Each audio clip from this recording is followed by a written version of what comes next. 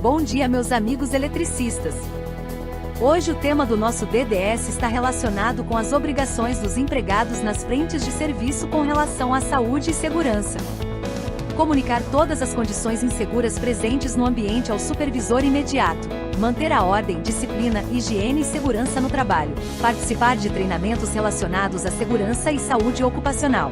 Executar as tarefas que lhe forem delegadas após treinamento específico para a execução da mesma. Colaborar com a empresa na aplicação das normas regulamentadoras.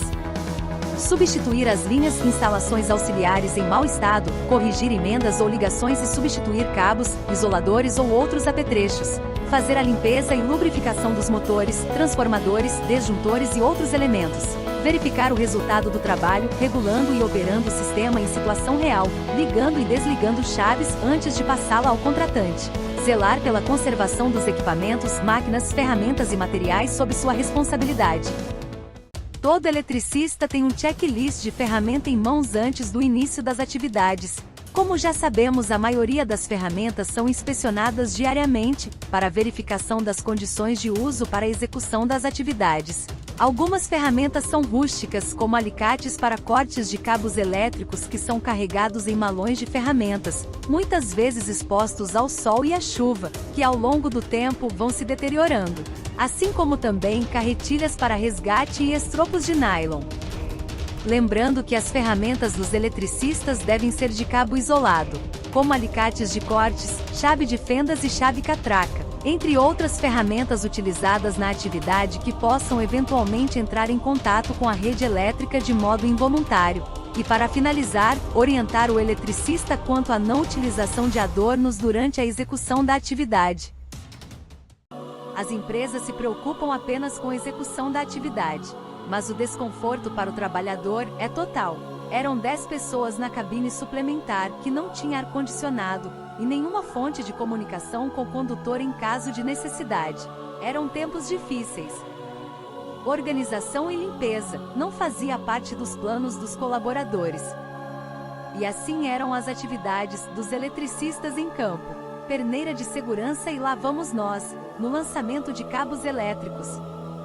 O risco de ataque de animais peçonhentos, principalmente cobras, era claro e evidente. Os obstáculos durante a execução da atividade eram os mais diversos. Exigência de força física era uma constante.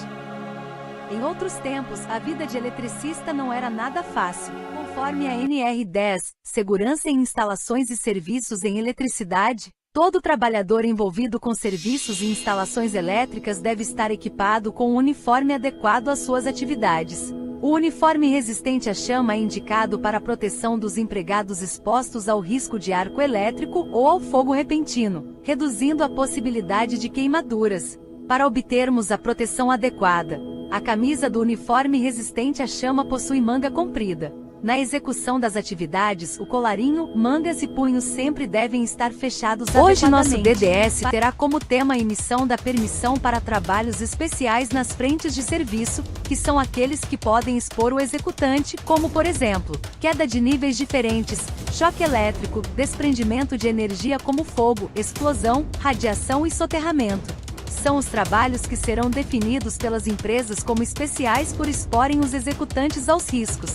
A PT deve ser afixada próximo ao local onde o trabalho estiver sendo executado. Atividade de implantação, montagem, equipagem de postes. Os colaboradores estão expostos a riscos dos mais variados, na realização das atividades, como riscos de cortes, perfurações, atropelamentos, queda de mesmo nível ou diferente. Posturas inadequadas, risco de acidentes com choques elétricos, além de estresse e fadiga, pois os colaboradores passam por horas expostos a sol intenso, ou a mudança de tempo, com a possibilidade de ocorrência também de chuvas. E como os serviços são programados, os mesmos, em alguns casos, têm de fazer suas refeições em cima das estruturas, só voltando ao solo após o término da atividade.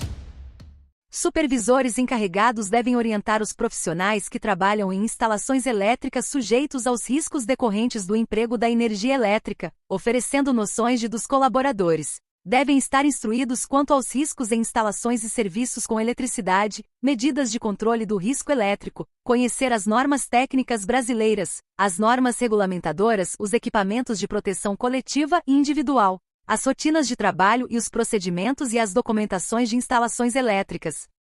Considerando a exposição a riscos elétricos, a NR10 estabelece o distanciamento seguro através da criação das zonas controladas e de risco no entorno de pontos ou conjuntos energizados, onde o ingresso é restrito a profissionais ou pessoas autorizadas mediante determinadas condições. Pois nesse tipo de atividade, se houver uma falha, o colaborador pode pagar com a sua própria vida. Serviço em instalações elétricas não é para amador, é serviço para profissional.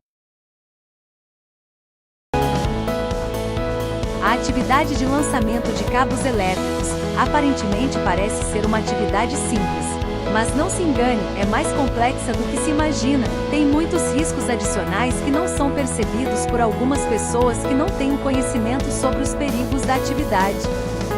Hoje em nosso DDS vamos destacar que não devemos estimular a improvisação de ferramentas nas frentes de serviço. Improvisação de cabaletes para rebobinação de cabos elétricos para execução de lançamento. Vamos evitar os improvisos nos canteiros de obras, que podem terminar em lesões para os colaboradores. Existem as formas adequadas para a realização das atividades de formas seguras.